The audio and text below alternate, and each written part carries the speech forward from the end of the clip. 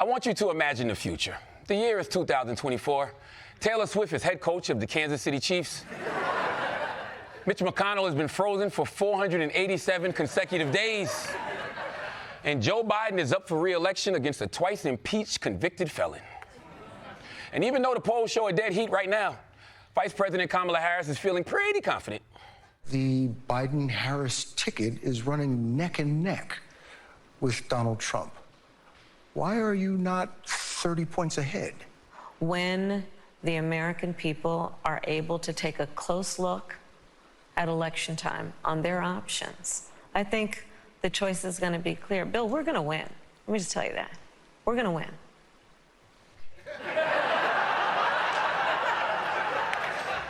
Will you, Kamala? Will you? Because I just took a poll of that man's face, and it's not looking good. Regardless of what Kamala says, Democrats are clearly nervous about this election, and they should be. Because, yeah, Biden has accomplished a lot. Historic investments in green energy, record-breaking job growth, and he even got a black woman on the Supreme Court. Yeah. I mean, with a 6-3 conservative majority, she's powerless there, but she at least got a free roll. But despite Biden's record as president, it's still close, which is a hell of a thing. You'd think running against someone who has 91 felony charges against him, who you already beat, would be a pretty easy victory. So the question is, how the actual is Joe Biden losing to Donald Trump? I have a theory, and it's something I want to discuss more in tonight's Long Story Short.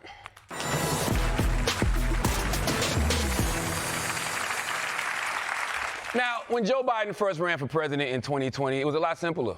Campaigning is easy. Just make a bunch of promises.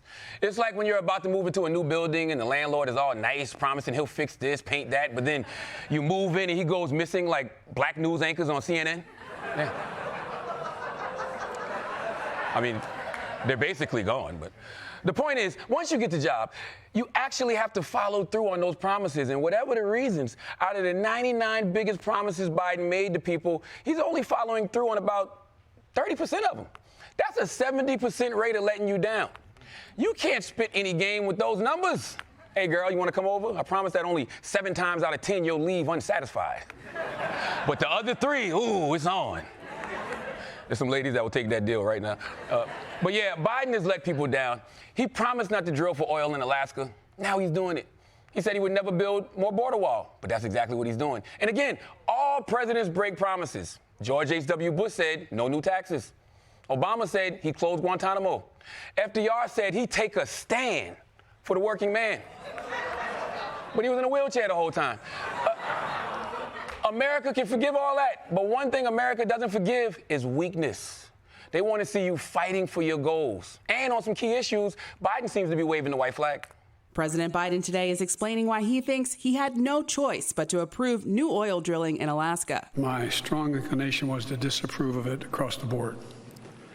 But the advice I got from counsel was that if that were the case, I may very well lose that case in court to the oil company. I have gone the full extent of my executive authority to do on my own anything about guns.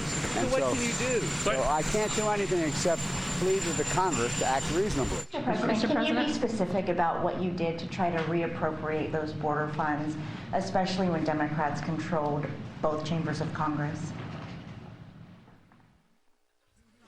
The wall thing? Is that what you're talking about? Yes, sir. Yeah, they passed. Well, I was told that I had no choice. I was told I have no choice. I was told I have no choice. By who? Aren't you the president? If someone tells you no, just show them a picture of a drone. End the conversation. But see, that's why I think Biden loses so many people. He just looks weak, and I'm not talking about physically. People want to see their president going to the mat to get what he wants. And it doesn't help that anytime Biden does take a strong stand on something, his staff comes out to say he didn't mean it. The White House was back in cleanup mode over another round of confusing comments made by the president. Is the pandemic over? The pandemic is over. The White House rushed out to walk it back, saying the president's comments do not mark a change in policy toward the administration's handling of the virus. President Biden delivered a fiery speech in Warsaw, perhaps carried away by the moment. Biden seemed to call for an end to Vladimir Putin's rule. For God's sake, this man cannot remain in power. Secretary of State Antony Blinken quickly walked back Biden's words. We do not have a strategy of regime change in Russia or anywhere else for that matter. President Biden stirring controversy over comments that he made about defending Taiwan. To be clear, sir, U.S. forces, U.S. men and women would defend Taiwan in the event of a Chinese invasion. Yes. The White House walked that back almost immediately, saying our policy hasn't changed on Taiwan. God damn. It's amazing how often Joe Biden has to walk things back, considering he can barely walk forwards. So voters, especially progressive voters, have seen Biden give up or get overruled. To be fair to Biden, not on everything, though, like student loan relief. The Supreme Court said he couldn't do it, but Biden's been finding ways because that's how much he cares about bribing young people to vote for him. But on too many issues, he's rolling over. Now, say what you will about Trump. You might not agree with any of his policies, but you've probably noticed he fights for them. He even fights for the ones that are stupid as hell. Sinks, toilets, and showers. You don't get any water. I call my people environmental people. Why are we doing this? Because when you wash your hands, it takes you 5 times longer. You know, the water doesn't come. You got soap, you can't get it off. You go into the shower, right? You turn on the water, drip, drip, drip. People are flushing toilets 10 times, 15 times. 10 times, right? 10 times. Well, Bob, not me, of course, not me. But you, him. He's so dangerous, but so entertaining. Trump's the only president to get his daily intelligence briefing from everyone poops, okay? The point is, that's why many people like Trump. He fights. He's not going to let something like congressional red tape or judicial rulings or even the Constitution itself stop him from getting what he wants. The man fought to stay in power after he lost the election. Who does that? Gangsters. And America's got a thing for that gangster shit. Now, don't get me wrong. I don't want the president to break the law or stage a coup to get what he wants, but voters are attracted to strength.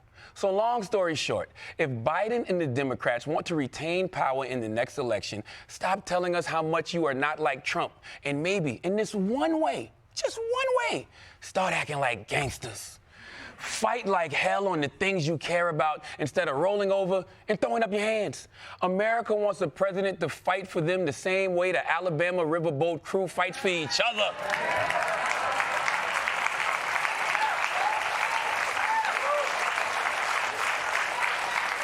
And if you don't understand that, to quote President Biden, you ain't black, all right?